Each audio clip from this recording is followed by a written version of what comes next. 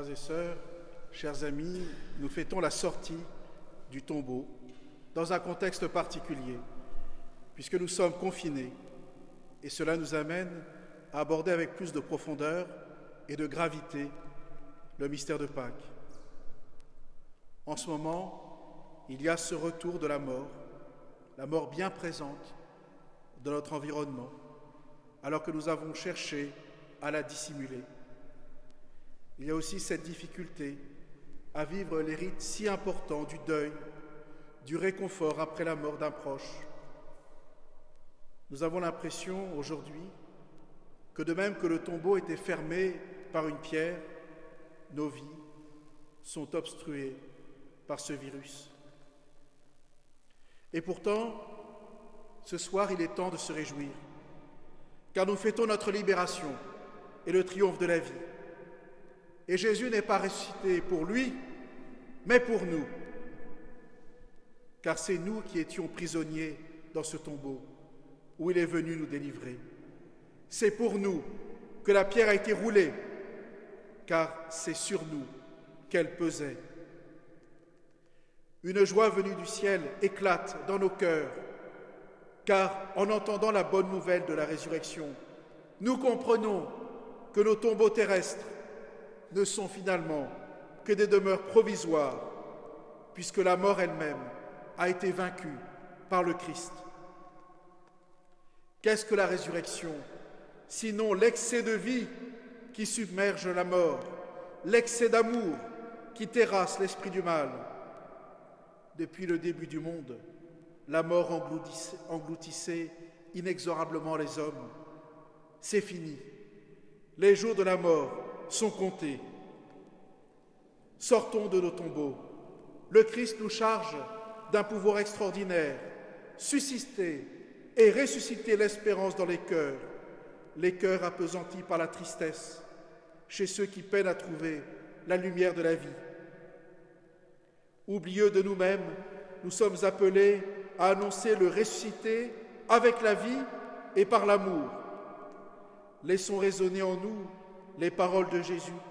Laissons sa vie grandir en nous et nous identifier à lui. Le Christ n'a habité les tombeaux que pendant 3 jours pour détruire la mort et le mal. Si le Christ ressuscité vit en nous, il nous faut quitter dès maintenant les tombeaux et vivre dans la pleine lumière et la confiance de nous savoir jamais abandonnés.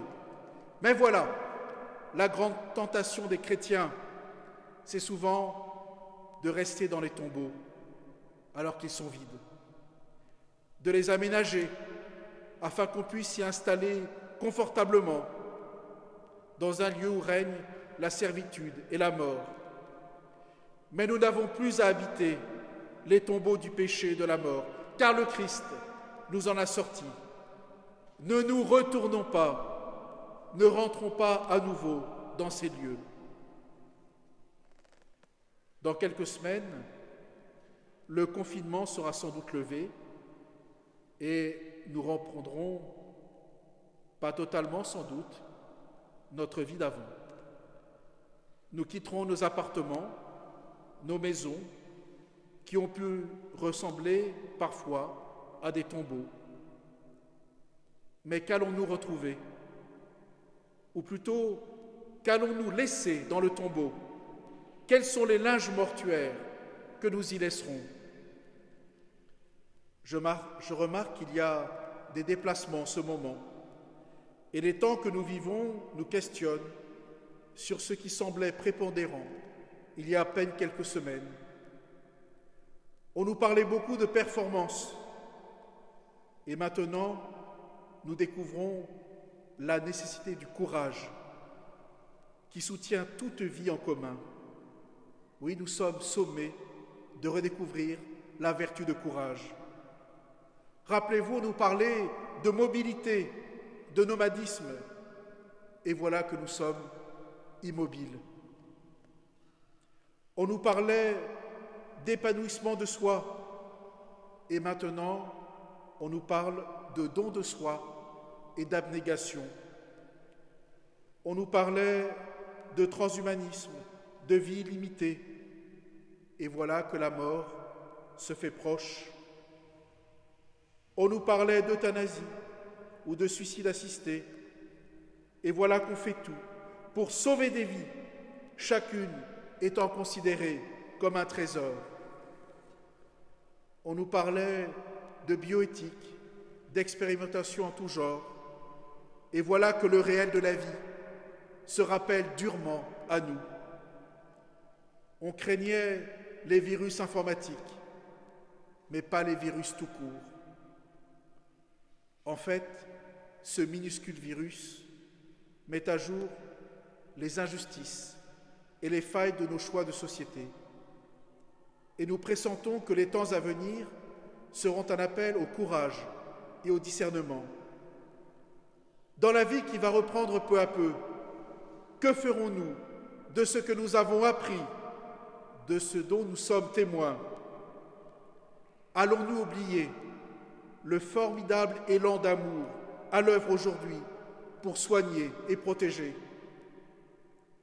Et nous faisons tous partie de cet élan d'amour, car lorsque nous respectons les consignes, lorsque nous protégeons les autres, ce n'est pas par peur du gendarme, mais par amour. Et cet amour, nous le savons, n'est pas étranger à Dieu. Allons-nous cultiver dans nos vies ce qui passera la barrière de la mort, c'est-à-dire ce qui est éternel et relève de l'amour? Et nous connaissons cela. La gratitude, l'amour vrai, le pardon, la bienveillance, cela ne restera jamais dans les tombeaux. À Pâques, il nous est dit que toute notre vie, il nous faudra résolument sortir de nos tombeaux. Il nous faut les quitter en y laissant nos peurs et tout ce qui n'est pas éternisable. Jésus, le ressuscité, le victorieux, a quitté le tombeau. À nous de le suivre. Laissons-nous vaincre par la joie de la résurrection. Laissons-la nous emporter et annonçons, vivons cette victoire. Christ est ressuscité.